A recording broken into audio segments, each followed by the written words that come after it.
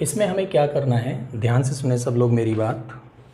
ये 4 तो constant multiple है, इसको पहले ही आप बाहर निकाल दीजिए, राइट। और ये है √5 - x², राइट। अब अंदर है इसमें x² और यहाँ पर है x³, तो आप यहाँ पर भी x² ही लिख दीजिए। जो x की पावर अंडर रूट के अंदर है वही पावर आपको लेफ़्ट में लिखनी है, और जो बची हुई पावर है एक x बच जाएगा उसको राइट में लिखना है आपको। उस क्वेश्चन में भी ऐसे ही करना है।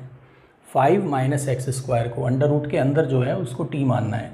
इसको डिफ्रेंशिएट करते हैं तो इसका डिफ्रेंशिएशन आएगा -2x dx = dt। Integration of 4 × -½ हमने बाहर लिख दिया। और अंदर देखते हैं, अब देखिए ये तो कन्वर्ट हो गया किस में, -½ dt में। इसकी जगह मैंने लिख दिया -½ dt। इसको मैंने क्या माना था, t, तो ये बन गया √t। अब बचा गया x²। आप मुझे x² की वैल्यू बता सकते हो t की टर्म्स में। यहाँ से आप x² की वैल्यू निकाल लीजिए t की टर्म्स में। x² को इधर लाइए और t को इधर ले आइए, तो x² की वैल्यू आएगी 5 - t। आप इस t की power 5/2 and 2/5। Is that clear?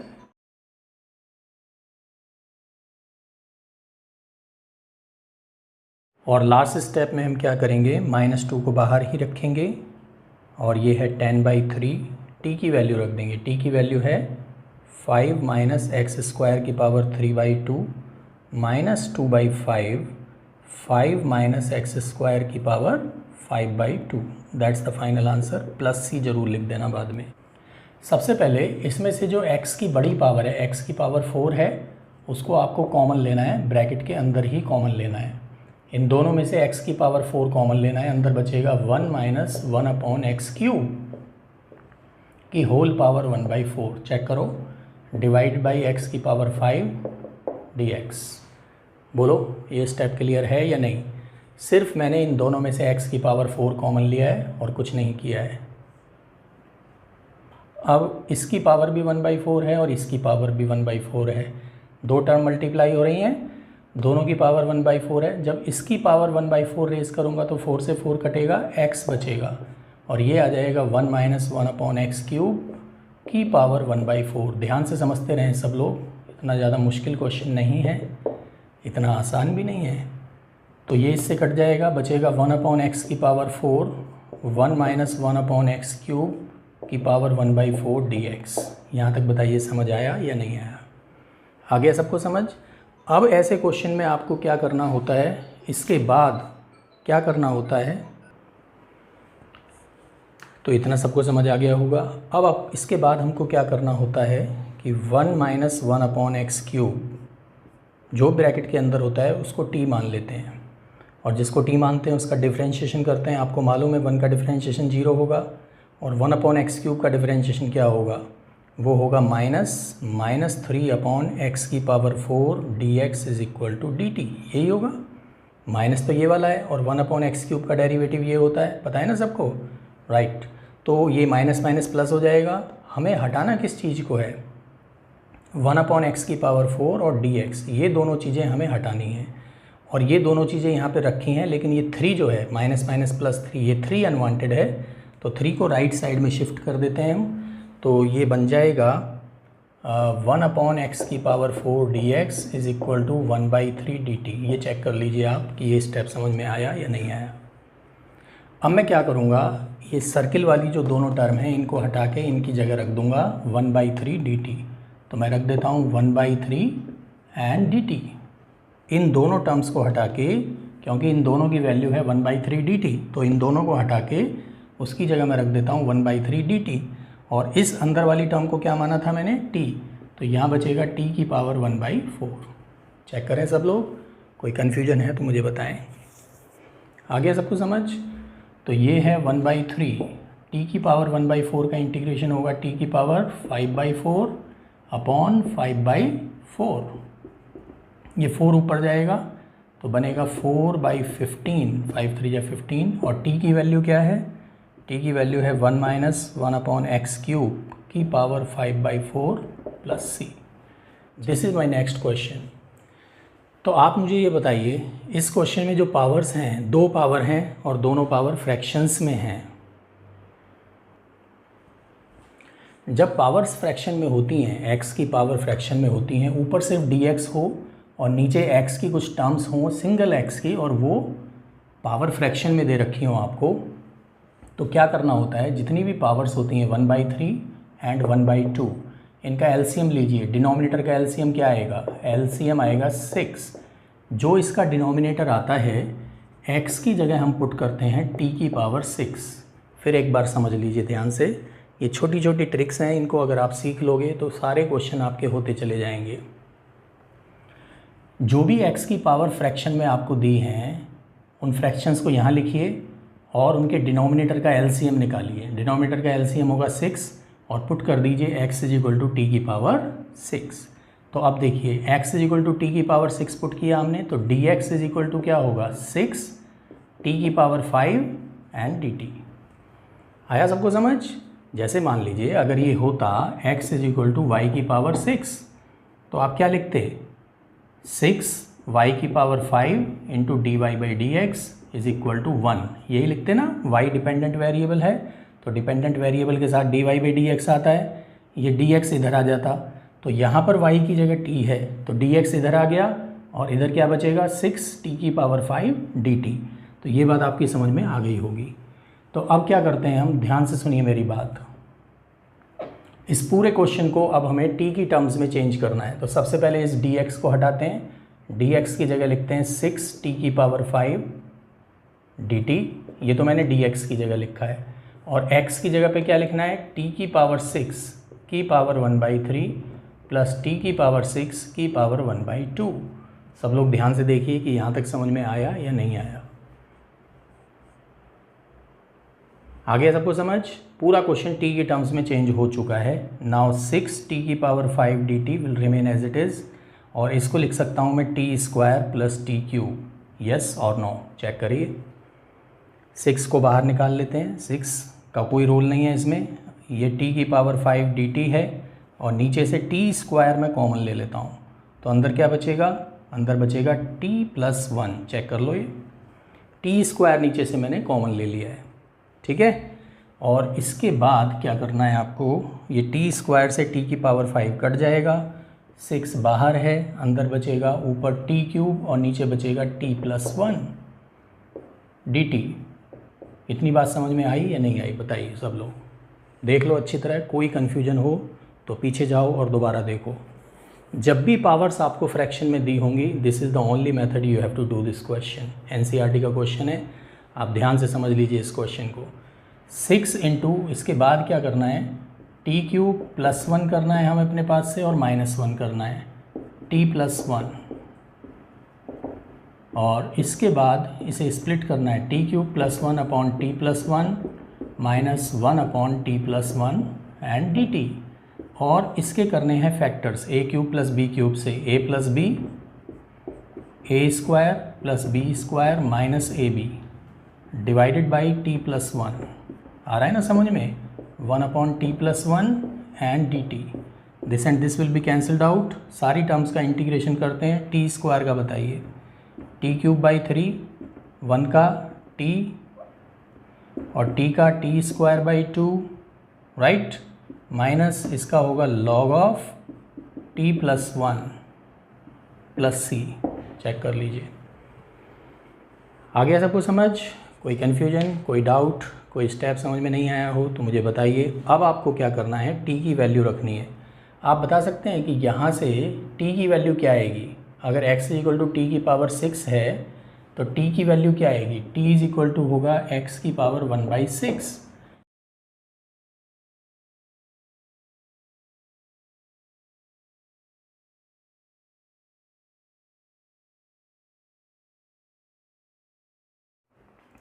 जब भी आप इन 3 फॉर्मूलों को अप्लाई करेंगे तो आपको कुछ कंडीशंस अपने दिमाग में रखनी है। वो कंडीशंस अगर फुलफ़िल होंगी तभी इन 3 फॉर्मूलों का यूज़ हो सकता है, अदरवाइज़ नहीं हो सकता। क्या हैं वो कंडीशंस, ध्यान से सुनिए। सबसे पहली कंडीशन है कि ऊपर dx के अलावा और कुछ नहीं होना चाहिए। कोई भी वेरिएबल टर्म, कोई भी x वाली टर्म dx के साथ नहीं होना चाहिए। दूसरी कंडीशन है कि एक्स स्क्वायर जो नज़र आ रहा है आपको तीनों में, x square x square x square, इस एक्स स्क्वायर का कोफिशिएंट 1 होना चाहिए। 1 यहाँ पे भी 1 है या -1 भी हो सकता है। तीसरी और सबसे इम्पॉर्टेंट कंडीशन, ये जो आपको x नज़र आ रहा है, इसमें क्या नज़र आ रहा है, x नज़र आ रहा है आपको इसमें, इस x की जगह या तो x ही होना चाहिए या कोई x की जगह ऐसी टर्म भी हो सकती है जिसका डिफरेंशिएशन 1 होता हो। इसका मतलब है कि dx अगर मान लीजिए आपको दिया है यहाँ पर e की पावर x का होल स्क्वायर प्लस 4, क्या आप इस क्वेश्चन में ये फार्मूला लगा सकते हैं? आप कहेंगे ये भी तो मैच कर रहा है इससे। नहीं लगा सकते। मैंने कहा कि x की जगह या तो x है तो बहुत ही अच्छा है, x स्क्वायर है तो, या x की जगह कोई ऐसी चीज़ होनी चाहिए जिसका डिफरेंशिएशन 1 होता हो। जैसे मान लीजिए आपको दिया है dx अपॉन x प्लस 3 का होल स्क्वायर प्लस 4। अब यहाँ पर x की जगह है x प्लस 3 जिसका डिफरेंशिएशन 1 होता है, तो इस क्वेश्चन में ये फार्मूला लग सकता है। लेकिन इस e की पावर x का डिफरेंशिएशन तो 1 नहीं हो सकता, यहाँ पर ये फार्मूला नहीं लग सकता।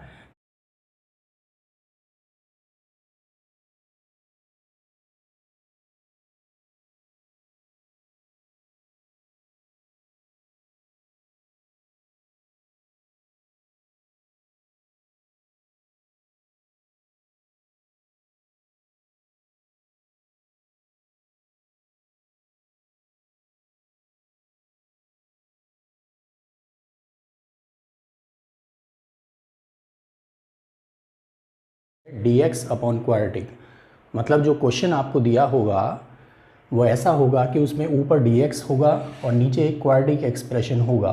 तो सबसे पहले हमें इस 2 को बाहर निकालना है, एक्स स्क्वायर के कोफिशिएंट को 1 बनाना है। तो अगर मैं 2 कॉमन ले लूँगा तो मेरे पास बचेगा x square plus 1/2x minus 1/2। आप जानते हैं कॉमन लेने का मतलब होता है हर टर्म को कॉमन लेने वाली चीज़ से डिवाइड करना। तो मैंने हर टर्म को 2 से डिवाइड कर दिया। अब जो मैं बता रहा हूँ उसे ध्यान से सुनिए। ये 3 टर्म हैं, हमें यहाँ पर कुछ प्लस करना है कुछ माइनस करना है, ताकि अगर मैं इस क्वेश्चन की बात करूँ तो x का कोफिशिएंट है 1/2 को मल्टीप्लाई करना है 1/2 से, का होल स्क्वायर आएगा 1/16। तो आपको 1/16 प्लस करना है और 1/16 ही माइनस करना है। तो फर्स्ट सेकंड और फोर्थ टर्म से हमेशा किसी चीज़ का होल स्क्वायर बनेगा। तो देखते हैं यहाँ वो कौन सी चीज़ है जिसका होल स्क्वायर बन रहा है। dx अपॉन, आप बता सकते हैं 1 2 3, इन तीनों टर्म से किस चीज़ का होल स्क्वायर बन रहा है। ये एक्स स्क्वायर है तो x लिख लीजिए। सेकंड टर्म देखिए पॉजिटिव है या नेगेटिव है। अगर सेकंड टर्म पॉजिटिव है तो प्लस का साइन लगा दीजिए, और अगर सेकंड टर्म नेगेटिव है तो यहाँ माइनस का साइन लगा दीजिए। और ये है 1/16, इसका अंडर रूट होगा 1/4, तो यहाँ लिख दीजिए 1/4 में। और बाकी जो 2 टर्म बचेंगी, थर्ड एंड फिफ्थ टर्म, उनको एक टर्म में कंबाइन करके होल स्क्वायर की फॉर्म में यहाँ पर लिखना है। 3 log 2 कॉमन लेके ऊपर नीचे काट दीजिए, 2x - 1 अपॉन 2x + 2। चेक कर लें, यही है इसका फाइनल आंसर।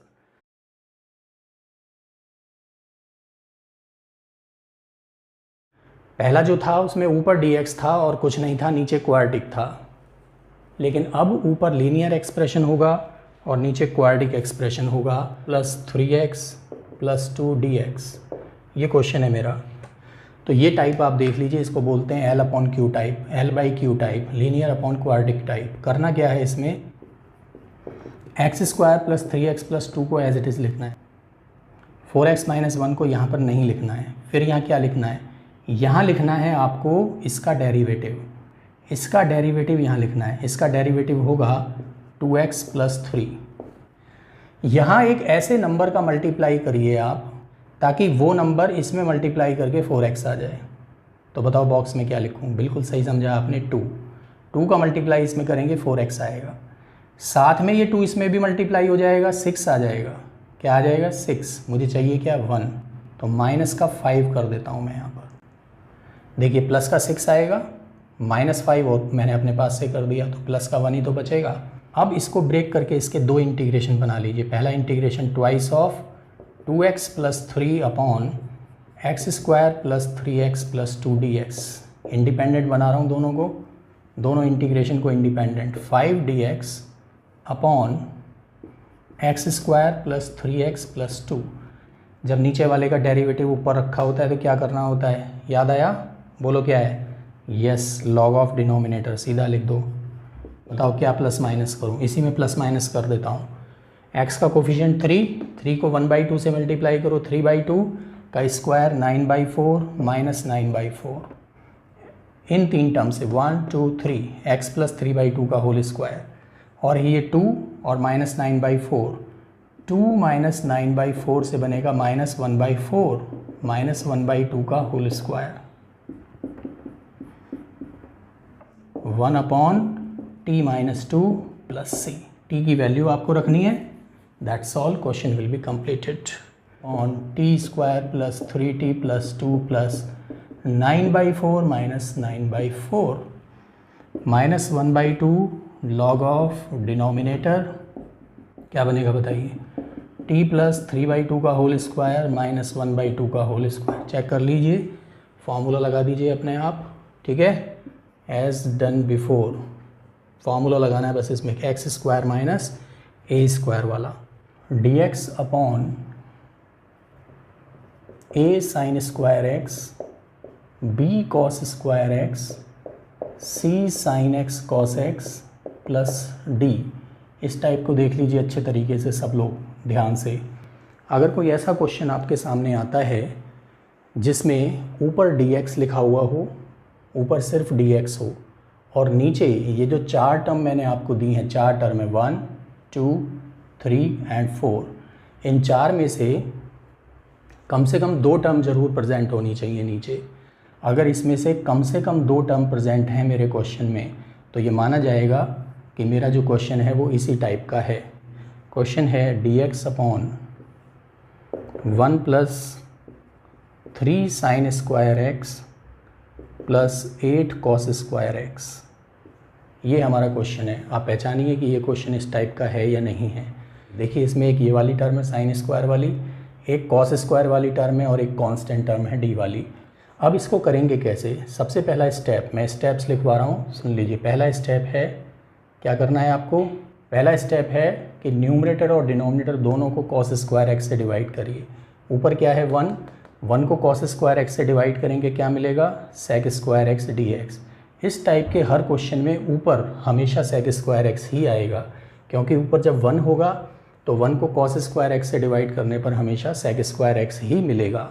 तो मुझे मिलेगा सेक स्क्वायर एक्स प्लस इसको डिवाइड करूँगा कॉस स्क्वायर एक्स से, तो मुझे मिलेगा 3 tan स्क्वायर एक्स प्लस 8, क्योंकि यहाँ कॉस स्क्वायर एक्स से कॉस स्क्वायर एक्स कट जाएगा, यहाँ कॉस स्क्वायर एक्स से डिवाइड करूँगा तो tan स्क्वायर एक्स मिलेगा। दूसरा स्टेप क्या था मेरा, express the denominator completely in terms of tan x। अब आप देखिए डिनोमिनेटर में सब जगह tan है, नहीं, यहाँ पर सेक स्क्वायर एक्स आ रहा है, तो इस सेक स्क्वायर एक्स की जगह आपको लिखना है 1 प्लस tan स्क्वायर एक्स।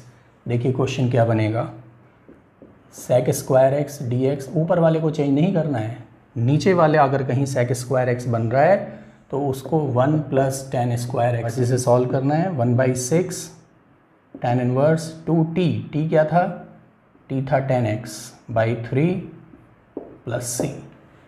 ये है इस क्वेश्चन का फाइनल आंसर।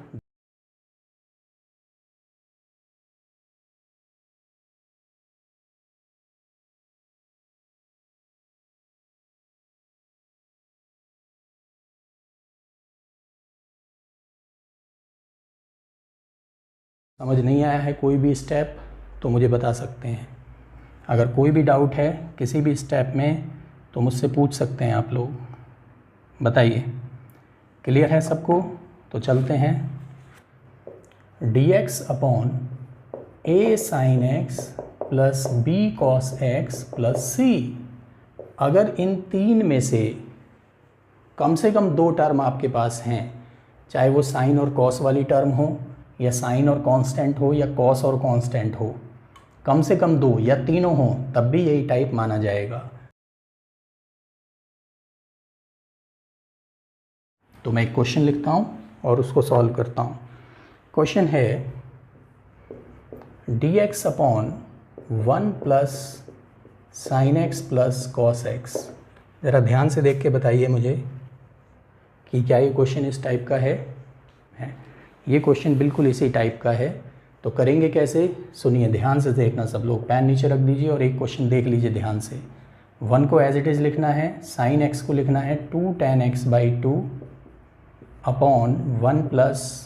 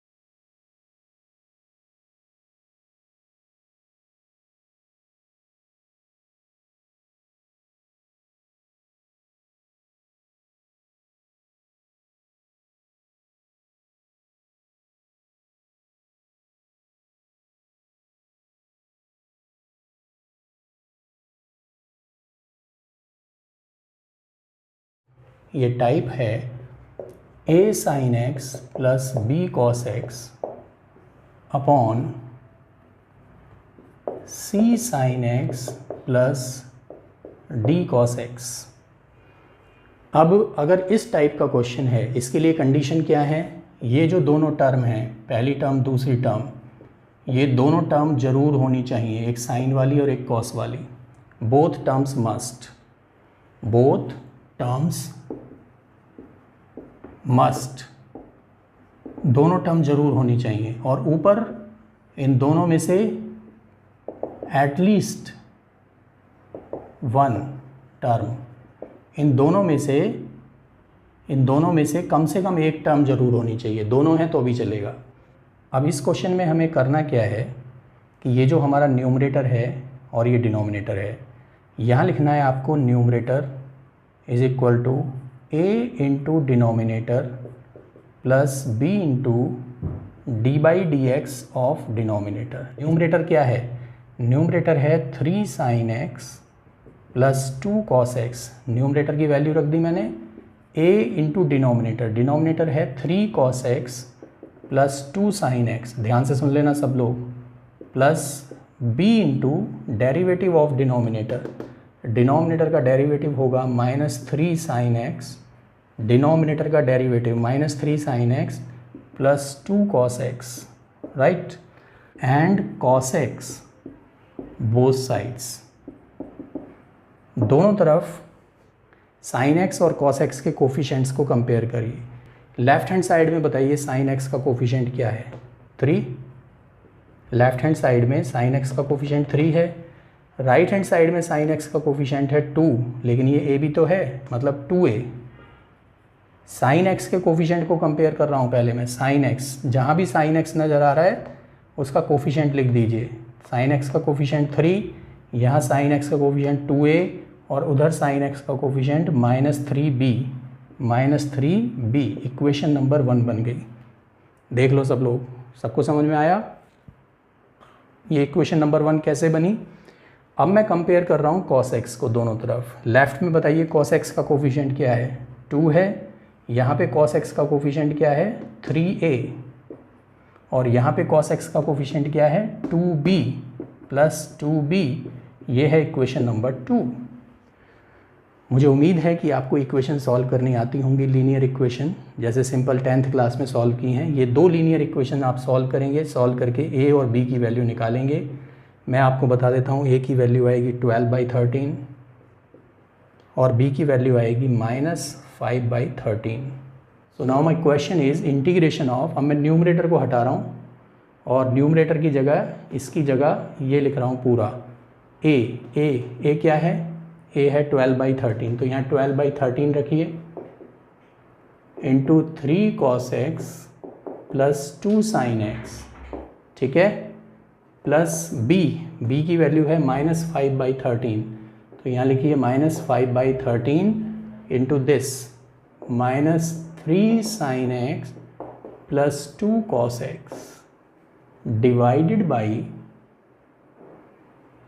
डिनोमिनेटर तो एज इट इज़ है, 3 cos x plus 2 sin x। एक बार फिर से सुन लीजिए मैंने क्या बोला, स्प्लिट कर देते हैं। स्प्लिट कैसे करते हैं आप सब जानते हैं, दिस अपॉन दिस करूँगा तो ये दोनों बिल्कुल सेम है, ध्यान से देख लीजिए, this and this are exactly same, केवल 12/13 बचेगा। -5/13 into -3 sin x plus 2 cos x divided by 3 cos x plus 2 sin x dx।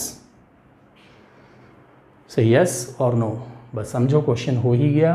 12/13 का 12/13x माइनस 5/13, यहाँ देखिए इसका डेरिवेटिव ऊपर रखा हुआ है, इसका डेरिवेटिव ऊपर रखा हुआ है, तो आपको पता है ना क्या होता है, जब नीचे वाले का डेरिवेटिव ऊपर होता है तो क्या होता है, मालूम है सबको, प्लस c। ये आंसर आ गया हमारा। कर लेंगे आप लोग, बिल्कुल सिमिलर है, पहले जैसा ही है, तो इसलिए मैं नहीं चाहता कि मैं इसमें टाइम वेस्ट करूं। ठीक है, कर लेंगे सब लोग।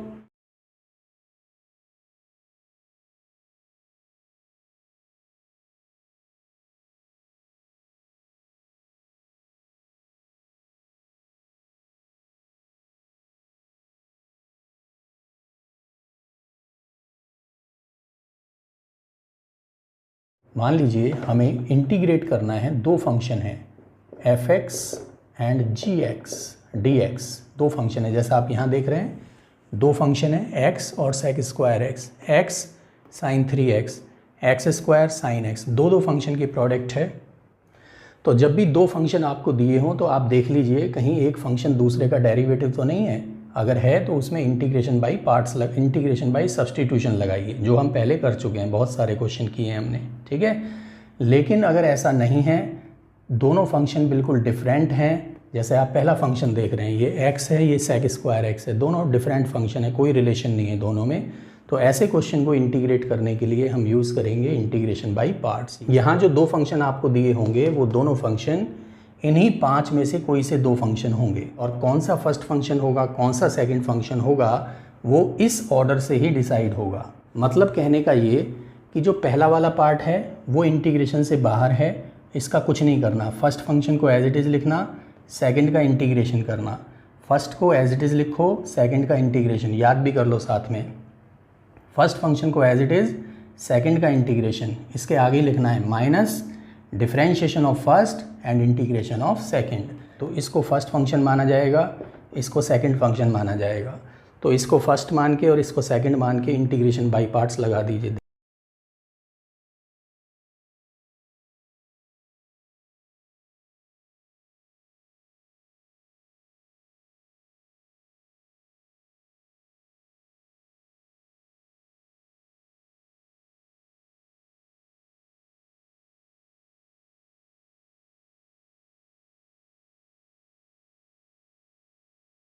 तो एक बार बाई पार्ट लगाने के बाद अगर फिर से दो टर्म की प्रोडक्ट आ जाती है, फिर से दो टर्म की प्रोडक्ट आ जाती है, तो आपको एक बार फिर से बाई पार्ट लगाना है, और अगर उसके बाद फिर से एक दो टर्म की, तो first function as it is, second का इंटीग्रेशन सेम रहेगा, differentiation of first 3x square, first का डेरिवेटिव 3x स्क्वायर, और e की पावर x का इंटीग्रेशन e की पावर x dx, चेक कर लीजिए, x क्यूब e की power x minus 3 into, product tool लगा देते हैं इसमें, फिर से एक बार, x square as it is, e की पावर एक्स का इंटीग्रेशन ई की power x minus differentiation of first x.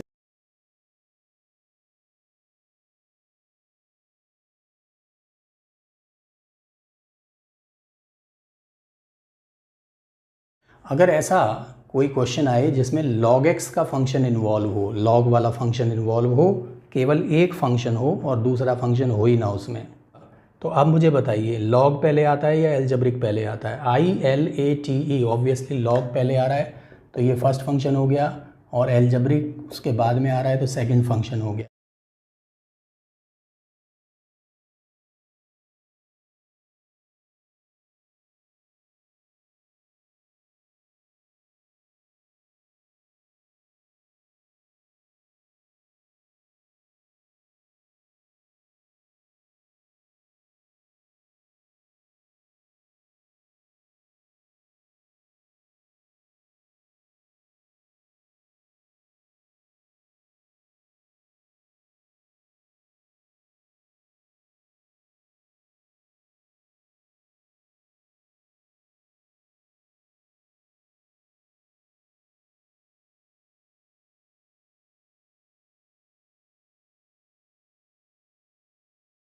देखिए, दो तरह के फंक्शन ऐसे होते हैं जिनमें अगर सेकंड फंक्शन नहीं है तो 1 से मल्टीप्लाई करके 1 को सेकंड फंक्शन मान लिया जाता है।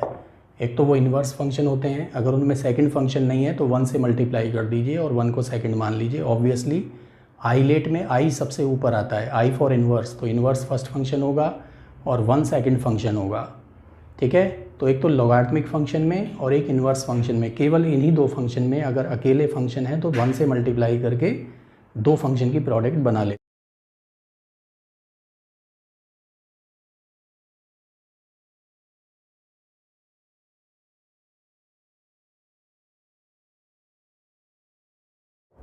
इंटू 1 कर देते हैं dx।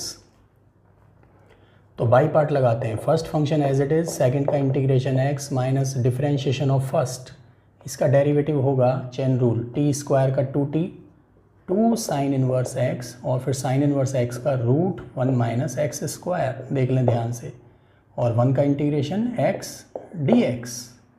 आई बात समझ सबको?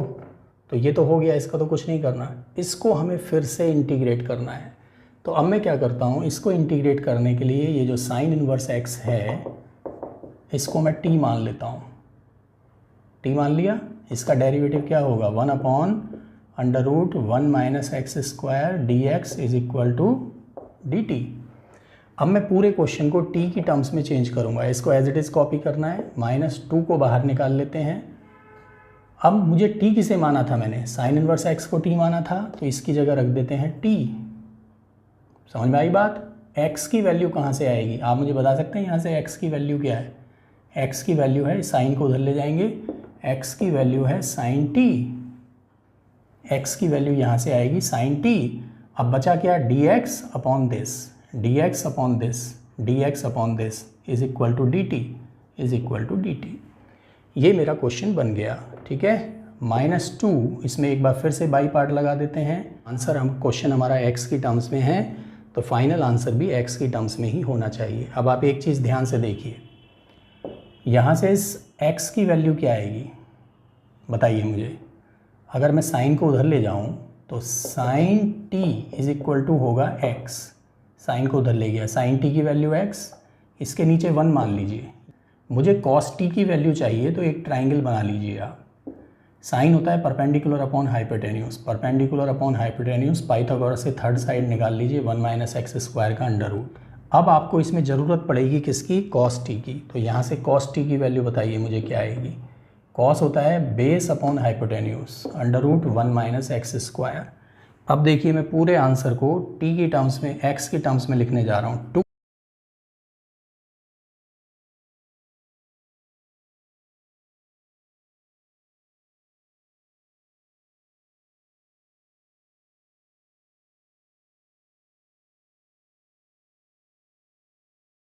एक्स की जगह क्या रखना है, साइन टी, तो एक्स की जगह रखता हूँ मैं साइन टी का होल स्क्वायर, और साइन इनवर्स एक्स की जगह टी, और डी एक्स है यहाँ पर, डी एक्स की जगह कॉस टी डी टी, और नीचे एक्स की जगह sine t, 1 minus sine square t की पावर 3/2। एक कॉस से एक कॉस कटेगा, यहाँ कॉस स्क्वायर टी बचेगा, और sign square T upon cos square T मिलके बनाएंगे, ये वाला टी मैंने आगे लिख दिया, sign square T upon cos square T मिलके बनाएंगे ten square T and D T. Ten square T अलग से कर लो, टेन स्क्वायर टी को लिखा जा सकता है सेक स्क्वायर टी माइनस 1 में। स्क्वायर टी का क्या होता है, टेन टी, और 1 का क्या होता है, टी। अब आपको जो भी चाहिए वहाँ से मिल जाएगा। सबसे पहले मुझे चाहिए टी, देखिए यहाँ कहीं टी नज़र आ रहा है, बिल्कुल ठीक है, टी की वैल्यू है साइन इनवर्स एक्स, ये टी की वैल्यू है। और टेन टी की वैल्यू इस ट्राइंगल से आ सकती है, x upon under root 1 minus x square, ये टेन टी की वैल्यू आ गई, माइनस।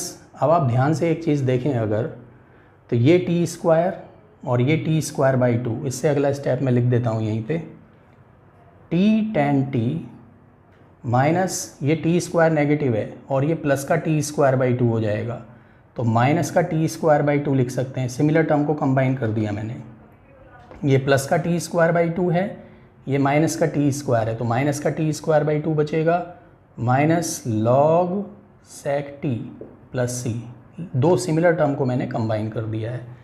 तो मैंने t की वैल्यू रखी यहाँ पर, tan t की वैल्यू रखी यहाँ पर -1/2 t स्क्वायर, t मतलब साइन इनवर्स x का whole square minus log sec t। sec क्या होता है? cos का उल्टा।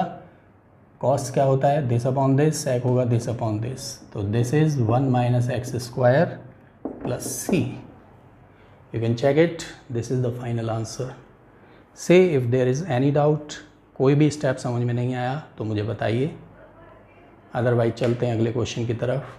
चलें। cos 2 थीटा का इंटीग्रेशन करके लिखना पड़ेगा। क्या होगा cos 2 थीटा का integration? sin 2 theta divided by 2 minus dx का इंटीग्रेशन x प्लस सी। यहाँ तक आप लोग चेक कर लीजिए, एक 2 से एक 2 और कट जाएगा। अब क्या करते हैं, -2/पाई को एज इट इज़ लिखते हैं, थीटा को एज इट इज़ लिखते हैं। cos 2 थीटा को मैं ब्रेक कर लेता हूँ cos square theta minus sine square theta में। क्यों, ये मैं अभी बताऊँगा। sin 2 थीटा को ब्रेक कर लेता हूँ 2 sin थीटा cos थीटा में माइनस एक्स प्लस सी। अब मेरे को पूरा आंसर t की टर्म्स में से, थीटा की टर्म्स से हटा के x की टर्म्स में लिखना है। ये बहुत इंपॉर्टेंट होता है हर क्वेश्चन के लिए। बच्चों अगर यहीं छोड़े आएंगे तो 6 में से आपको 3 मार्क्स ही मिलेंगे। ये बहुत ज़रूरी होता है कि जिस वेरिएबल में हमें क्वेश्चन दिया हो, हमें आंसर भी उसी वेरिएबल में लिखना होता है। अब बताइए मैंने पुट कहाँ किया था? ये पुट किया था sin theta is equal to root x. ध्यान से देखना, मैंने पुट किया था sin theta is equal to root x. तो थीटा की वैल्यू क्या आएगी? Sine inverse root x. ये साइन थीटा की वैल्यू है। अगर मैं एक ट्राइंगल बना लूँ, क्या बना लूँ, एक ट्राइंगल बना लूँ अगर मैं, तो उस ट्राइंगल के अकॉर्डिंग ये है sine theta is equal to root x upon 1, root x upon 1। ये साइन थीटा की वैल्यू है रूट एक्स अपॉन 1। तो साइन होता है परपेंडिकुलर अपॉन हाइपोटेन्यूज। अगर पाइथागोरस से थर्ड साइड निकालोगे तो वो थर्ड साइड आएगी। ये निकाल के देखो जरा पाइथागोरस से। अब आपको क्या करना है, यहाँ पर -2/पाई को एज इट इज़ रखना है। थीटा की वैल्यू बताओ। थीटा की वैल्यू है साइन इनवर्स रूट एक्स, ये थीटा की वैल्यू। यहाँ से कॉस थीटा की वैल्यू बताओ। कॉस थीटा होगा this upon this, this upon this.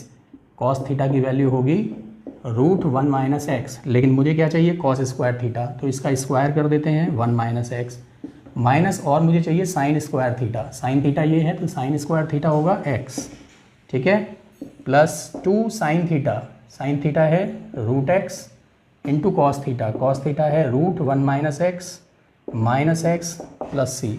पूरा क्वेश्चन एक्स की टर्म्स में चेंज हो चुका है। अब आपको समझ में आया होगा कि cos 2 थीटा को मैंने इसमें ब्रेक क्यों किया। क्योंकि मेरे को साइन थीटा cos थीटा की वैल्यू तो मिल सकती है ट्राइंगल बना के, लेकिन cos 2 थीटा की या साइन 2 थीटा की वैल्यू नहीं मिल सकती। ठीक है, तो फाइनल आंसर लिखने जा रहा हूँ 2/पाई sine inverse root x 1 minus 2x plus 2√x √1 minus x plus c. ये बड़ा सा आंसर है इसका। हम होंगे कामयाब, हम होंगे कामयाब, हम होंगे कामयाब एक दिन। मन में है विश्वास, पूरा है विश्वास, हम होंगे कामयाब एक दिन। हम होंगे कामयाब, हम होंगे कामयाब, हम होंगे कामयाब एक दिन। ओके, इसको हटाते हैं और अगले क्वेश्चन की तरफ चलते हैं। ये भी इंटीग्रेशन बाय पार्ट का ही क्वेश्चन है, थोड़ा सा डिफरेंट क्वेश्चन है। मतलब अगर आपने पहले किया हुआ ये क्वेश्चन तो आप कर पाएंगे, और अगर नहीं किया हुआ है तो नहीं कर पाएंगे। और एनसीईआरटी का क्वेश्चन है।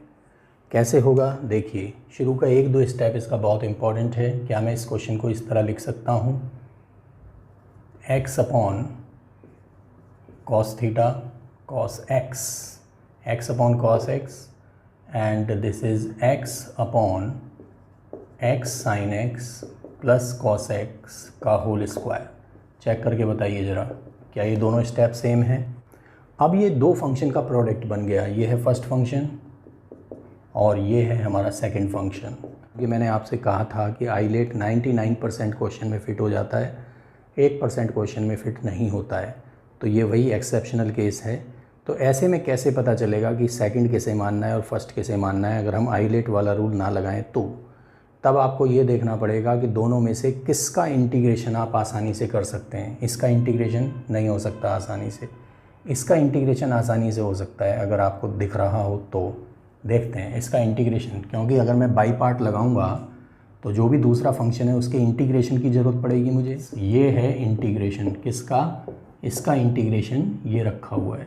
अब आ जाइए इधर, क्या करना होता है बाई पार्ट में, फर्स्ट फंक्शन को एज इट इज़ रखना होता है। तो x अपॉन कॉस एक्स को रख दिया मैंने as it is, x into x sine x plus cos x plus tan x. जानते ना सेक स्क्वायर एक्स का, यही है इसका फाइनल आंसर।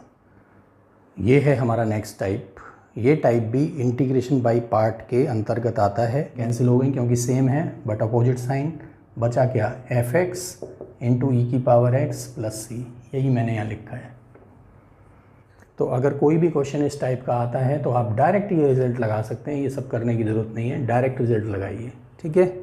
तो ये पहले जो 3 क्वेश्चंस थे इनमें साफ साफ नज़र आ रहा था कि एफ एक्स एक है इसमें और एक एफ डैश एक्स है, मतलब इन दोनों में से एक एफ एक्स है और एक एफ डैश एक्स है। लेकिन आगे के जो क्वेश्चंस हैं उसमें हमें साफ साफ नज़र नहीं आ रहा कि एफ एक्स क्या है और एफ डैश एक्स क्या है।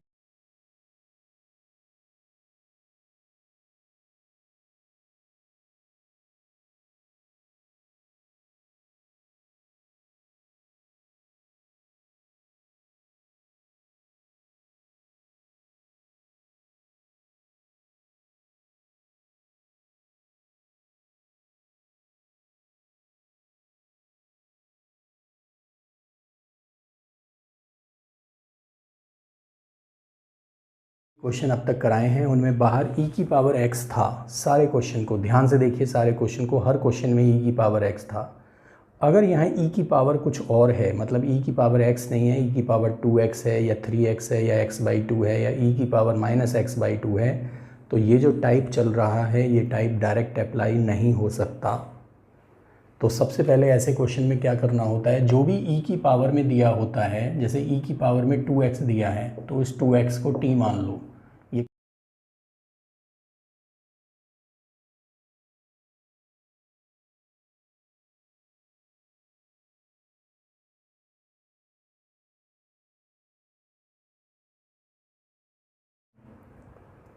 ये जो चारों क्वेश्चंस हैं 3, 4, 5, 6, हर क्वेश्चन में आपको log x को t मानना है। क्या मानना है, log x को t मानना है। अगर यहाँ से हम log हटा दें तो x इज़ इक्वल टू होगा e की पावर t। तो x इज इक्वल टू ई की पावर t हो गया, तो dx की वैल्यू होगी e की पावर t dt। दोनों तरफ का डिफ्रेंशिएशन कर दिया मैंने। अब मैं अपने पूरे क्वेश्चन को t की टर्म्स में चेंज करने जा रहा हूँ। कैसे, साइन log x को मैंने t माना है तो ये बन जाएगा sine t plus cos log x को t माना है कॉस t, और dx की वैल्यू क्या है, dx की वैल्यू है e की पावर t एंड dt। और ये क्वेश्चन बिल्कुल उसी फॉर्म में कन्वर्ट हो गया जो मैंने सबसे पहला क्वेश्चन आपको कराया था। इसका आंसर होगा ये एफ एक्स है और ये एफ डैश एक्स है, ये एफ टी है, ये एफ डैश टी है। इसका डिफरेंशिएशन ये रखा तो ये बन जाएगा साइन टी प्लस सी, और लास्ट में t की वैल्यू रखनी है। e की पावर t किसके इक्वल है, x के इक्वल, तो यहाँ x रख दीजिए साइन और t की वैल्यू रख दीजिए log x base e plus c is the.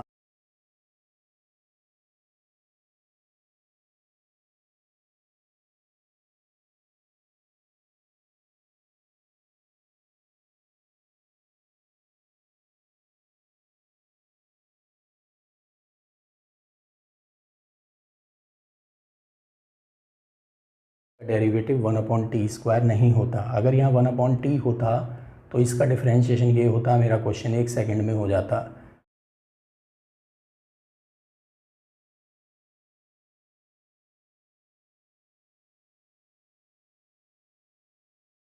Integration of cos 3x e की पावर 2x एंड dx। ध्यान से सुनिएगा इस क्वेश्चन को। इस क्वेश्चन में जो 2 फंक्शन हैं उसमें एक ट्रिग्नोमेट्रिक है और एक एक्सपोनेंशियल है। एक ट्रिग्नोमेट्रिक है और एक एक्सपोनेंशियल है। ट्रिग्नोमेट्री पहले आता है, एक्सपोनेंशियल बाद में आता है, तो इसमें बाई पार्ट लगाएंगे। e की पावर 2x का इंटीग्रेशन होगा e की power 2x/2 minus integration of differentiation of first बता सकते हैं सर फर्स्ट का डेरिवेटिव क्या होगा? फर्स्ट का डेरिवेटिव होगा cos 3x का माइनस sin 3x अपॉन 3, यही होगा, इनटू इसका इंटीग्रेशन e की पावर 2x अपॉन 2 प्लस सी नहीं dx।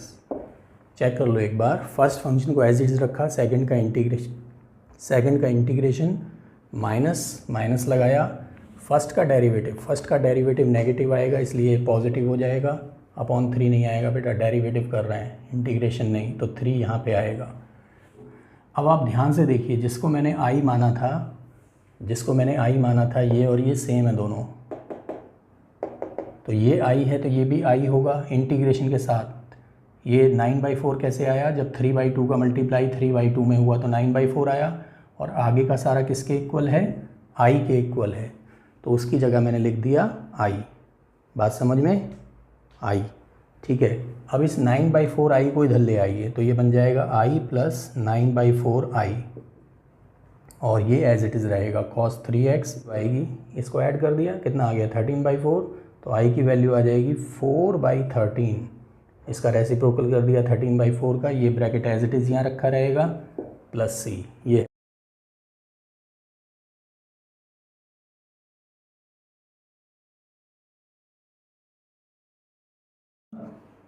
इंटीग्रेशन का प्रोडक्ट रूल। अब जो नेक्स्ट टॉपिक हम पढ़ेंगे वो होगा इंटीग्रेशन बाय पार्शियल फ्रैक्शंस, वो हम देखेंगे नेक्स्ट लेक्चर में, integration by partial fractions, right? चलिए, this is all for today. Hello dear students, आज हम सीखेंगे इंटीग्रेशन बाय पार्शियल फ्रैक्शंस। ये इंटीग्रेशन बाय पार्शियल फ्रैक्शन क्या होता है, कब होता है और कैसे होता है, ये हम जानने की कोशिश करेंगे। पार्शियल फ्रैक्शन क्या होता है, कब करना होता है और कैसे करना होता है, ये हम जानने की कोशिश करते हैं। आप सीधा इस क्वेश्चन पे आ जाइए, ये क्वेश्चन लिखा हुआ है आपके सामने।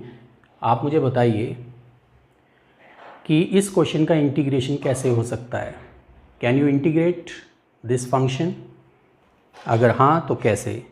क्या अब तक जितने मेथड्स आपने पढ़े हैं उनमें से कोई मेथड ऐसा है जिससे कि हम इसको इंटीग्रेट कर पाएँ? कोई मेथड ऐसा नहीं है जिससे हम इसको इंटीग्रेट कर सकते हैं। अब तक जो मेथड हमने पढ़े हैं उनमें अगर ये चीज़ ऊपर होती और ये चीज़ नीचे होती तो हम इन तीनों को मल्टीप्लाई कर लेते, तो ऊपर एक क्यूबिक इक्वेशन आती और नीचे एक लीनियर इक्वेशन होती। ऊपर वाले की पावर ज़्यादा होती, नीचे वाले की पावर कम होती, क्योंकि इनको मल्टीप्लाई करके एक क्यूबिक इक्वेशन आती। अगर ये ऊपर होता और ये नीचे होता तो हम न्यूमरेटर को डिनोमिनेटर से डिवाइड करके quotient plus remainder upon divisor की फॉर्म में लिख के इंटीग्रेट कर सकते थे। लेकिन ऐसा तब होता जब ये ऊपर होता, ये नीचे होता, लेकिन अभी तो ऐसा नहीं है। अभी तो जो बिगर पावर वाला फंक्शन है वो नीचे है और जो स्मॉलर पावर वाली टर्म है वो ऊपर है। तो अब इसका इंटीग्रेशन कैसे होगा? हम इस फंक्शन को, इसको बोलते हैं रेशनल फंक्शन। जब एक एल्जेब्रिक टर्म ऊपर होती है, एल्जेब्रिक पॉलिनोमियल, और एक एल्जेब्रिक पॉलिनोमियल टर्म नीचे होती है, तो उस पूरे फंक्शन को बोला जाता है रेशनल फंक्शन। क्या बोला जाता है उसे? Rational function. तो हम क्या करेंगे, हम इस रेशनल फंक्शन को छोटे छोटे रेशनल फंक्शंस में ब्रेक कर देंगे, और चाहूँ तो इस पूरे फंक्शन को मैं लिख सकता हूँ 5/2 upon x minus 1 plus -8 upon x minus 2 plus 11/2 upon x minus 3 dx। अब आप कहेंगे सर ये कहाँ से आ गया? बेटा इसी को बोलते हैं पार्शियल फ्रैक्शन। एक बड़े रेशनल फंक्शन को छोटे छोटे रेशनल फंक्शन में ब्रेक करने का जो मेथड होता है, जो फिनोमिना होता है, उसी को बोला जाता है पार्शियल फ्रैक्शन। तो ये जो मैंने छोटे छोटे फंक्शन में ब्रेक किया है एक बड़े फंक्शन को, इसी को बोला जाता है पार्शियल फ्रैक्शन।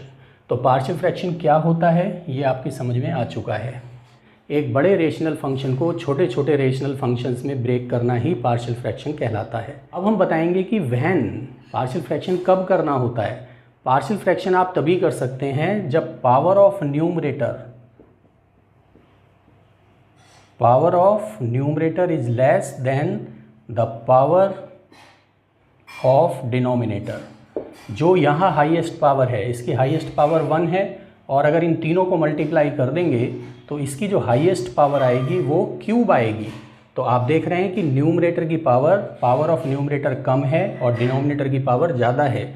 तो जब ऐसा होता है, न्यूमरेटर की पावर डिनोमिनेटर से कम होती है, उसी केस में पार्शियल फ्रैक्शन किया जाता है। और ये याद रखिए, ये सिर्फ एल्जेब्रिक फंक्शन में ही पॉसिबल है। ऊपर भी एल्जेब्रिक फंक्शन होना चाहिए, नीचे भी एल्जेब्रिक फंक्शन होना चाहिए। अब हमारा सबसे इम्पॉर्टेंट क्वेश्चन आता है हाउ। ये तो मैंने बता दिया कि मैंने इस बड़े फंक्शन को छोटे छोटे फंक्शन में ब्रेक कर लिया। इन तीनों का अगर आप एलसीएम लेंगे, एलसीएम लेके देख भी सकते हो आप, इनका एलसीएम लोगे तो ये ही आ जाएगा जो यहाँ पर लिखा हुआ है। इसके अगर पार्शियल फ्रैक्शन करने हों तो ये 5/2 -8 और 11/2 तो तुक्के से नहीं आ सकते ना। कोई ना कोई मेथड होना चाहिए जिससे हम इसके पार्शियल फ्रैक्शन इस फॉर्म में कर पाएँ।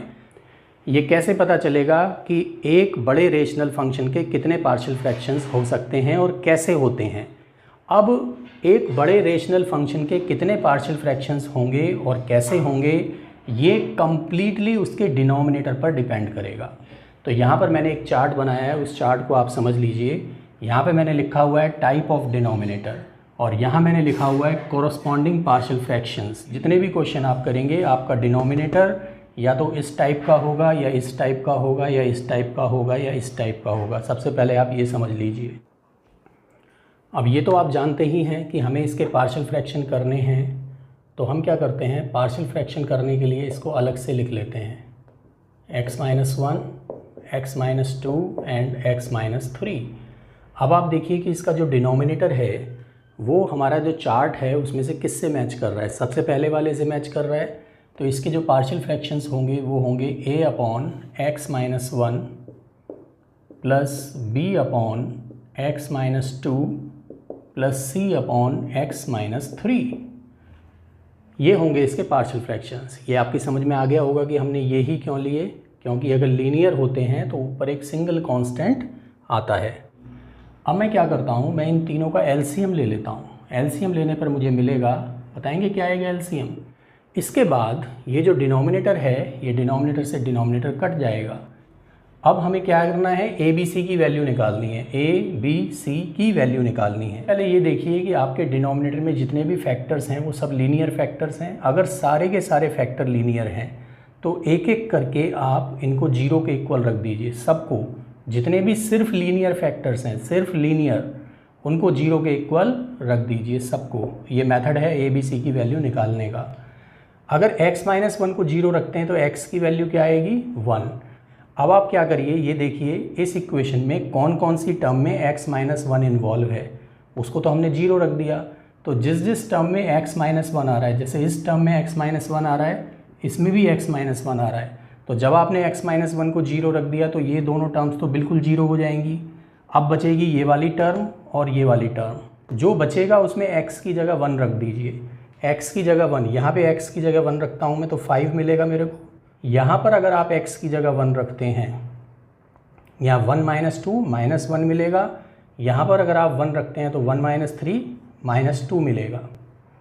इसे सॉल्व करके जो वैल्यू आएगी वो a की वैल्यू आ जाएगी 5/2। अब आप देखिए x - 2 को 0 रखेंगे तो x की वैल्यू आएगी 2। अब बचेगा क्या, एक तो ये वाली टर्म बचेगी और एक ये वाली टर्म बचेगी। जो बचेगा उसमें x की जगह 2 डाल दीजिए। तो मैं यहाँ x की जगह 2 डाल देता हूँ। 3 × 2 = 6, 6 × 2 = 8 इज इक्वल टू, यहाँ भी x की जगह 2 डाल देता हूँ। तो 2 - 1 1 और 2 - 3 -1, तो b की वैल्यू आएगी -8। तो जिस जिस टर्म में x - 3 प्रेजेंट है, जिस जिस टर्म में x - 3 प्रेजेंट है, ये टर्म 0 हो जाएगी और ये वाली टर्म 0 हो जाएगी। सिर्फ ये वाली टर्म बचेगी। जो बचेगा उसमें x की जगह 3 रख दीजिए। तो x की जगह 3 रख देते हैं। यहाँ 3 रखेंगे, 3 × 3 = 9 and 2 = 11 आएगा। और यहाँ पर जब हम 3 रखेंगे तो 3 - 1 2 आएगा, 3 - 2 1 आएगा। c की वैल्यू आएगी 11/2। ये किसके इक्वल है, ये पूरा फंक्शन इसके इक्वल है। तो इसमें मैं a b c की वैल्यूज़ रख के यहाँ लिख देता हूँ। a की वैल्यू आई है 5/2 और c की वैल्यू आई है 11/2 अपॉन x-3। अब ये मेरा क्वेश्चन बन गया। ये मेरा क्वेश्चन था, इसके मैंने पार्शियल फ्रैक्शन कर लिए तो ये क्वेश्चन बन गया। इसको मैं इंटीग्रेट कर देता हूँ। इस टाइप का कोई डिनोमिनेटर बताया मैंने? क्यूब वाला तो कोई डिनोमिनेटर नहीं बताया मैंने बेटा। साफ साफ देखिए इसके फैक्टर्स हो रहे हैं ए क्यूब माइनस बी क्यूब से, और इसके फैक्टर होंगे ए क्यूब माइनस बी क्यूब का फॉर्मूला याद है आपको? ए माइनस बी ए स्क्वायर।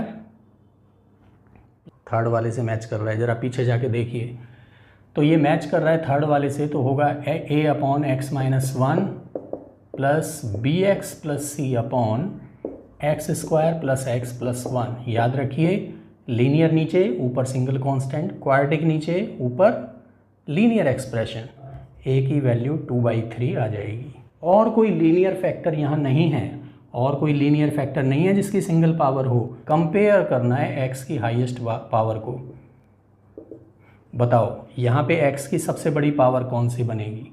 एक्स स्क्वायर तो ये रहा। क्या एक्स स्क्वायर से भी बड़ी पावर बनेगी? क्या एक्स क्यूब बनेगा? नहीं बनेगा। ठीक है, तो मैं इसको ऐसे लिख देता हूँ 2x is equal to A into X square plus X plus one plus, इन दोनों को मल्टीप्लाई करके लिख देता हूँ B X square minus B X plus C X minus सी।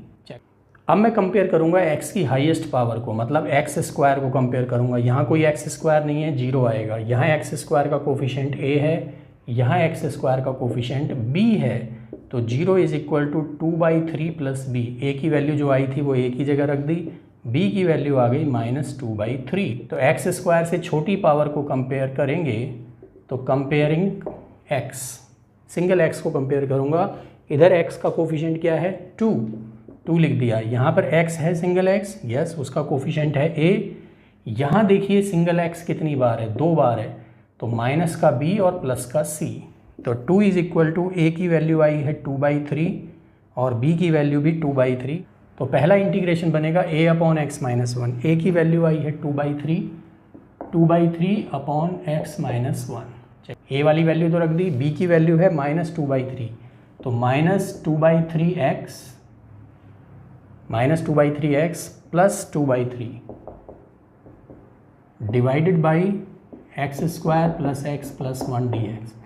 ये हो गया पहले वाले का इंटीग्रेशन। अब जो दूसरा वाला है उसको इंटीग्रेट करना है मेरे को। उसको इंटीग्रेट करने के लिए इसमें से माइनस का 2/3 कॉमन ले लो, ऊपर से -2/3 कॉमन ले लो, तो ऊपर बचेगा x minus 1 upon X square plus X plus 1 dx। Minus का 2/3 दोनों में से कॉमन लिया तो x पॉजिटिव और ये नेगेटिव हो गया क्योंकि मैंने माइनस कॉमन लिया है। तो -2/3 को बाहर ही रखेंगे, ये एज इट इज़ चलता रहेगा लास्ट तक। ठीक है, और ये बन गया L upon Q type, linear upon quadratic type. इसमें फॉर्मूला लग जाएगा dx upon X square plus A square वाला। ठीक है, 1/a tan inverse x upon a।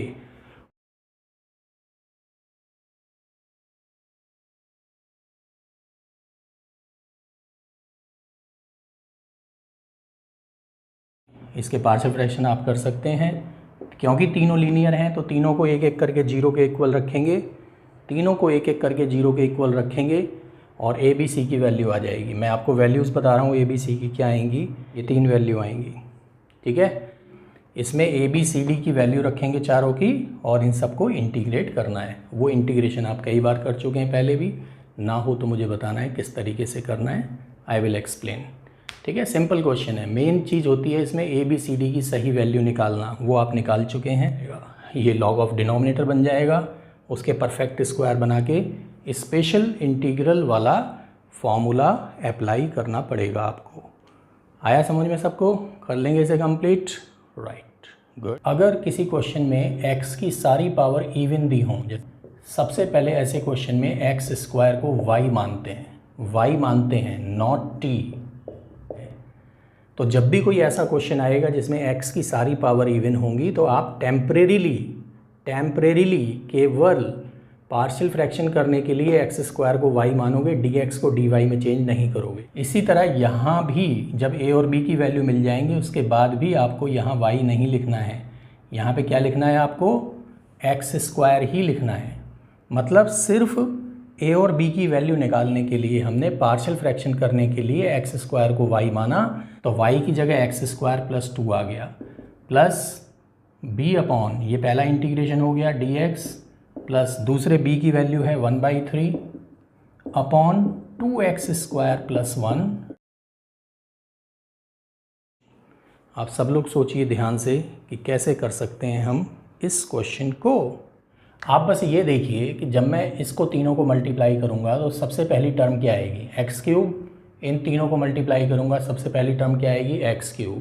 अब थोड़ा सा अपना ध्यान इधर दीजिए, मैं डिवाइड करता हूँ तो किसको किससे, न्यूमरेटर को डिनोमिनेटर से डिवाइड किया जाता है।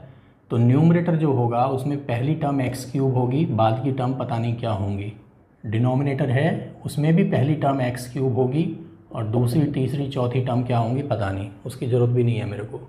तो मैं न्यूमरेटर को डिनोमिनेटर से डिवाइड कर रहा हूँ क्योंकि दोनों की पावर सेम है। आप बता सकते हैं पहली टर्म क्या आएगी यहाँ डिवाइड करके, ये भी x³ है ये भी x³ है, 1 आएगा। उसके बाद 1 का मल्टीप्लाई इस सम में होगा तो सेम चीज़ यहाँ नीचे आ जाएगी, x³ plus something something, x³ से x³ कट जाएगा। उसके बाद जो यहाँ पर रिमाइंडर बचेगा उस रिमाइंडर में x³ नहीं होगा, ये तो श्योर है क्योंकि x³ कट चुका है। रिमाइंडर में x² x और कांस्टेंट वाली टर्म होंगी। x² वाली टर्म हो सकती है, x की और कांस्टेंट टर्म हो सकती है। मुझे इसके पार्शियल फ्रैक्शन करने हैं, ये है x-1, x-2, x-3 divided by x-4, x-5, x-6। ठीक है, और मैंने यहाँ पे डिवाइड ही तो किया है, न्यूमरेटर को डिनोमिनेटर से डिवाइड किया है। क्या आया डिवाइड करके, क्वोशेंट आया 1, तो क्वोशेंट की जगह मैं लिख देता हूँ 1 प्लस रिमाइंडर, मुझे नहीं पता क्या आया, रिमाइंडर ही लिख देता हूँ। और डिवाइज़र है ये जिससे मैंने डिवाइड किया था डिनोमिनेटर, तो उस डिनोमिनेटर को मैं यहाँ लिख देता हूँ x-4, x-5, x-6। अब मैं करने वाला हूँ इसके पार्शियल फ्रैक्शंस। कैसे, 1 प्लस, अब मैं पार्शियल फ्रैक्शन कर सकता हूँ क्योंकि यहाँ जो रिमाइंडर बचा हुआ है इसकी हाईएस्ट पावर अब x³ नहीं है। अभी मैंने बताया था कि रिमाइंडर जो है उसमें x² हाईएस्ट पावर होगी, तो अगर इसकी हाईएस्ट पावर x² है और इसकी स्टिल x³ है तो पार्शियल फ्रैक्शन हो सकता है। 1 प्लस, तीनों लीनियर हैं, पार्शियल फ्रैक्शंस होंगे a अपॉन, ये इसके इक्वल है, ये इसके इक्वल है, इसका मतलब ये भी इसके इक्वल है। अब जब मैं इसका एलसीएम लूँगा तो एलसीएम आएगा x-4, x-5, x-6, वो एलसीएम इसके डिनोमिनेटर से कट जाएगा। बचेगा क्या, इसका न्यूमरेटर x-1, x-2, x-3 और इसका न्यूमरेटर। जब मैं एलसीएम लूँगा तो एलसीएम में ये तीनों टर्म आएंगी, 1 के साथ मल्टीप्लाई होगा एलसीएम लेने पर, तो x-4। अब आप ध्यान से देखिए यहाँ तीनों ही लीनियर हैं, x-4 भी, x-5 भी, x-6 भी। x-4 को 0 रखेंगे, x-5 को 0 रखेंगे, x-6 को भी 0 के इक्वल रखेंगे। अब आपको करना क्या है, ए बी सी की वैल्यू यहाँ रखनी है और इस पूरे को इंटीग्रेट करना है। कहाँ लिखूँ, यहीं लिख लेता हूँ। 1 तो एज इट इज़ रहेगा, ए की वैल्यू क्या आई है 3 अपॉन x-4 प्लस बी की वैल्यू आई है -24 अपॉन x-5 और c की वैल्यू आई है 30 अपॉन x-6 dx। इसका इंटीग्रेशन बहुत ही आसान है, 1 का इंटीग्रेशन x, इसका 3 log x-4 and this is -24 log x-5 plus 30 log x-6 plus c। This is the final answer of this question.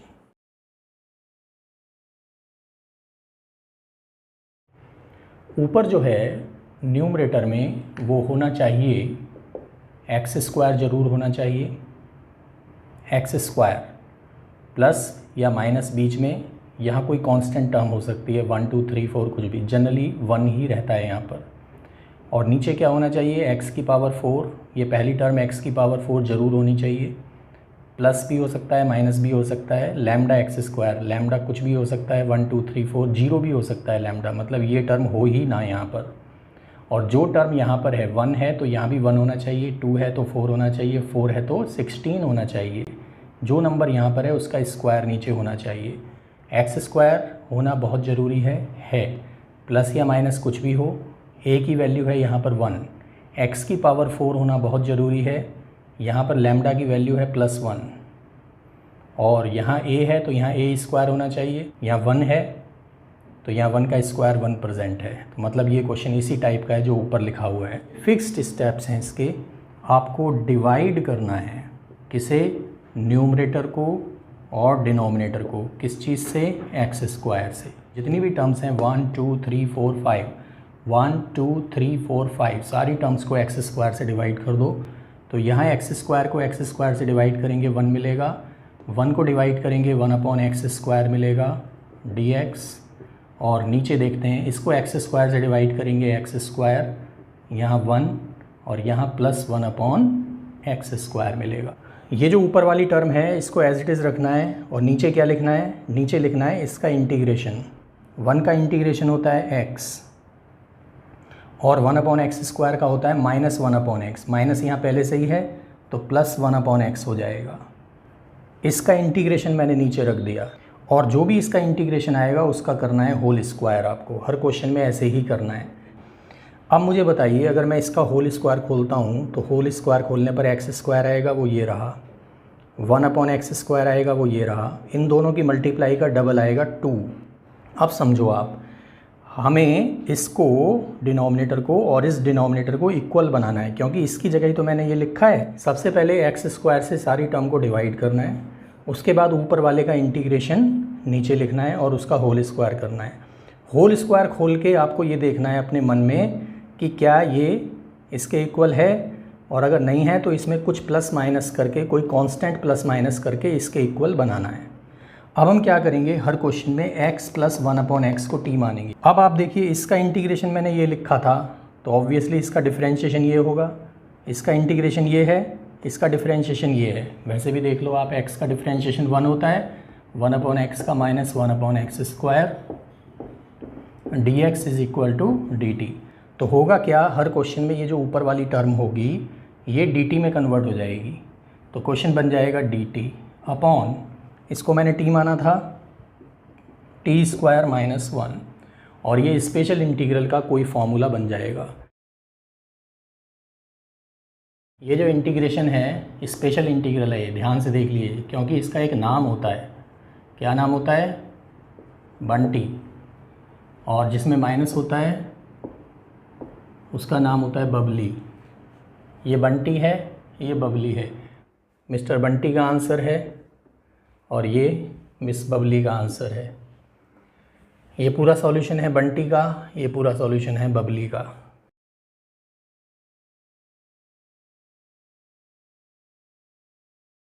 इसलिए मैंने इनको नाम दिए थे बंटी बबली, क्योंकि ये अभी बहुत बार आएंगे हमारे क्वेश्चंस में। तो मैं सॉल्व नहीं करूँगा आगे, आपको याद दिला दूंगा ये बंटी है, ये बबली है, इसको हम ऑलरेडी सॉल्व कर चुके हैं। बिल्कुल इसी तरीके से आपको पूरा सॉल्व करके लिखना है। नेक्स्ट क्वेश्चन है एक्स स्क्वायर dx। तो आप मुझे बताइए कि क्या मैं इसको यहाँ प्लस लगा रहा हूँ मैं, कि क्या ये एक्स स्क्वायर के इक्वल आ जाएगा? बिल्कुल आ जाएगा, क्योंकि 1 से 1 कटेगा, X square plus X square बनेगा, X square plus X square बनेगा 2x स्क्वायर, और उस 2x स्क्वायर में से 2 इससे कट जाएगा, तो यही चीज़ आ जाएगी। वैल्यू कौन रखेगा? हम रखेंगे। ओके, आ गया सबको समझ? कोई कंफ्यूजन तो नहीं किसी को दूर दूर तक? पक्की बात।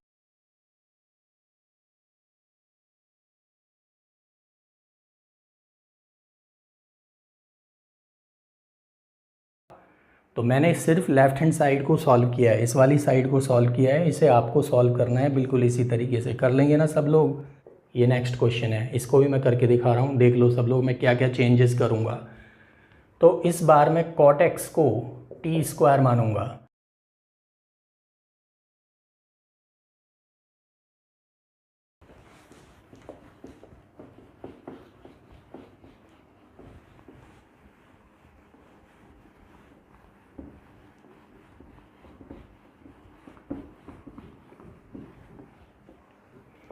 देखें सब लोग इधर।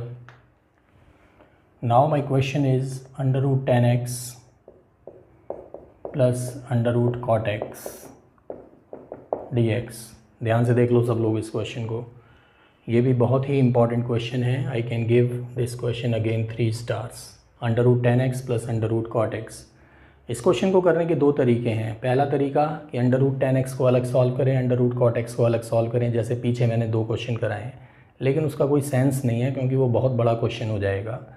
तो दूसरा तरीका ये है कि अंडर रूट 10x को एज इट इज़ लिखा जाए और इसको लिखा जाए अंडर रूट 10x 1 में, और इसका एलसीएम ले लिया जाए। एलसीएम आएगा 10x + 1 अंडर रूट 10x। ये देख लीजिए सब लोग। अब क्या करते हैं, हम 10x को मान लेते हैं t², जैसे पिछले क्वेश्चन में माना था।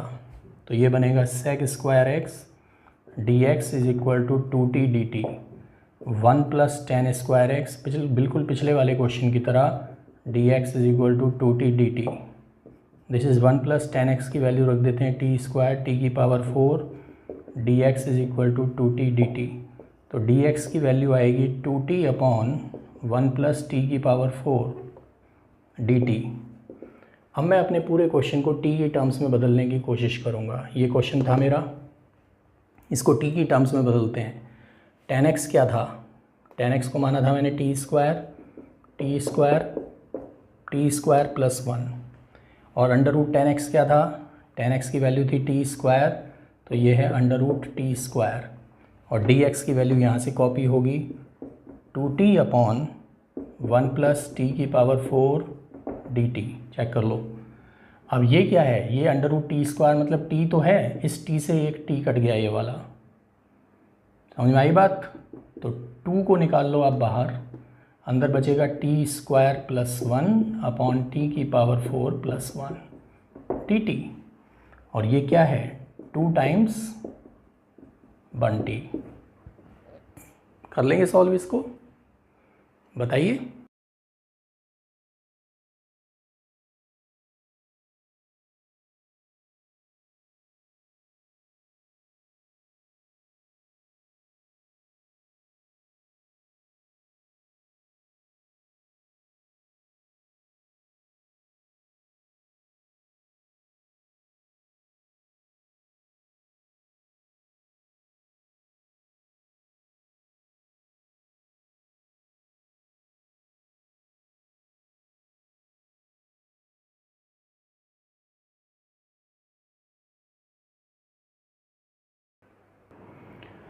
तो ये है हमारा next question. Everyone try this question yourself. थोड़ा सा ट्रिकी क्वेश्चन है और अलग टाइप का क्वेश्चन है, मतलब ये उस टाइप से रिलेटेड नहीं है। तो आइए देखते हैं कैसे करना है इस क्वेश्चन को। सब लोग देखें बोर्ड की तरफ। Integration of 1 - √x / 1 + √x। तो मैं क्या करता हूँ इस क्वेश्चन में, √x को cos थीटा मान लेता हूँ, दोनों तरफ का स्क्वायर कर देता हूँ। x = आ जाएगा cos² थीटा, और dx = आ जाएगा, इसका डिफरेंशिएशन क्या होगा, -2 cos theta sin theta d theta.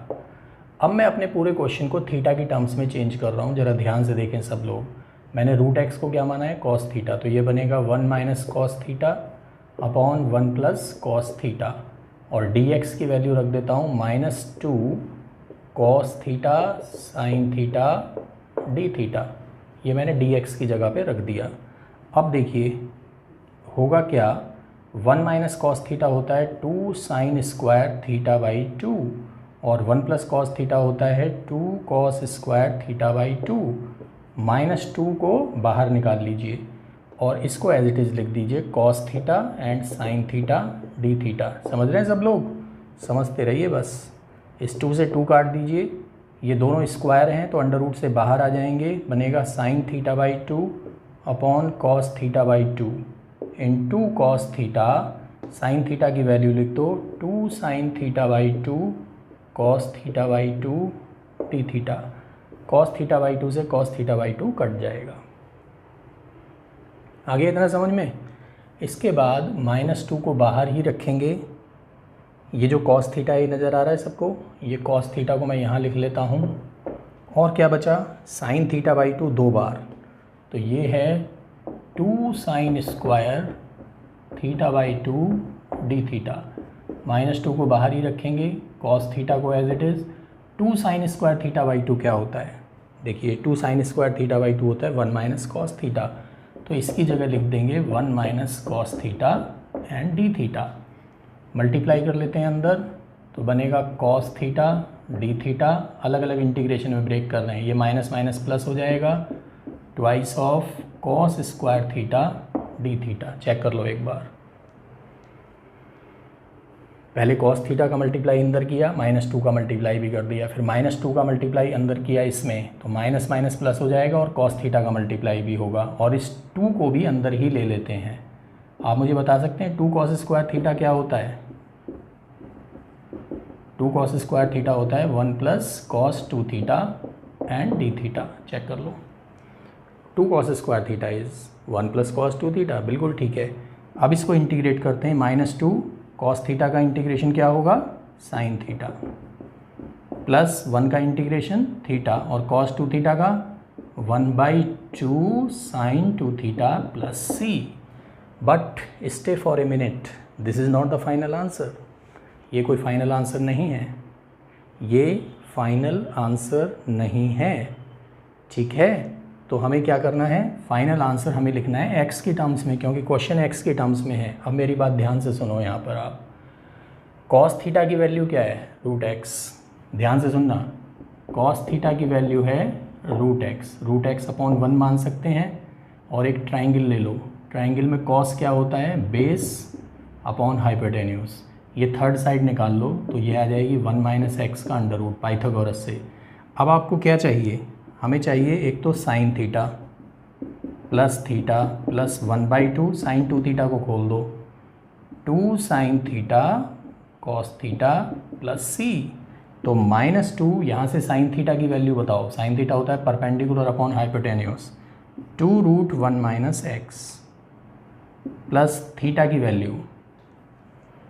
Value यहाँ से उठा लो, थीटा होगा cos inverse √x, cos inverse √x, 2 से 2 कट जाएगा, प्लस साइन थीटा की वैल्यू होगी, साइन थीटा की वैल्यू √1 - x, साइन थीटा की value this upon this, and cos theta की वैल्यू तो है ही हमारे पास ऑलरेडी, √x प्लस सी।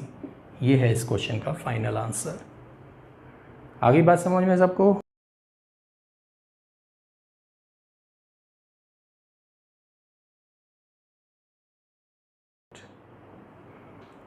आइए एक क्वेश्चन और करते हैं। अगर कोई भी ऐसा क्वेश्चन आपके सामने आए जिसमें डिनोमिनेटर में sin 2x हो, चाहे अंडर रूट में हो या अंडर रूट के बाहर हो, कहीं भी डिनोमिनेटर में sin 2x हो, और ऊपर sin प्लस कॉस हो या sin माइनस कॉस हो, ऊपर है sin x plus cos x, तो आप क्या करिए, sin x minus cos x को t मान लीजिए। जो ऊपर साइन है अगर प्लस है तो माइनस लेकर के t मानना है, और यहाँ माइनस है तो यहाँ प्लस लेकर के t मानना है। दोनों तरफ का कर दो स्क्वायर, स्क्वायरिंग बोथ साइड्स, इसको इक्वेशन नंबर 1 मान लो। स्क्वायर करेंगे तो मिलेगा sine square x plus cos square x -2 sine x cos x, whole square वाला फॉर्मूला लगेगा ना, t स्क्वायर, ये तो 1 हो जाएगा, और ये फॉर्मूला बन गया साइन 2x का। स्क्वायर किया है, केवल डिफ्रेंशिएशन नहीं किया है, तो यहाँ से साइन 2x की वैल्यू निकाल लो, वो वैल्यू आ जाएगी 1 - t स्क्वायर। ये साइन 2x की वैल्यू आ गई, जिस वैल्यू को मैं इस साइन 2x की जगह पर रखूँगा। अब हम डिफ्रेंशिएशन भी करेंगे, differentiating equation number 1, sine x का डिफ्रेंशिएशन cos x और cos x का minus sine x, dx = dt। आप ध्यान से देखिए ऊपर क्या रखा हुआ है, sine x plus cos x, ये sine x plus cos x dx, तो ये जो टर्म है ये तो कन्वर्ट हो जाएगी किस में, dt में, और नीचे क्या बनेगा, अंडर रूट साइन 2x की वैल्यू 1 - t स्क्वायर। आया ना समझ में सबको? यस और नो? यस। और ये तो सीधा फार्मूला है स्पेशल इंटीग्रल वाला, a² - x², फार्मूला है sine inverse t plus c, और t की वैल्यू रख देंगे बस, t की वैल्यू है sine x minus cos x plus c, हो गया बस।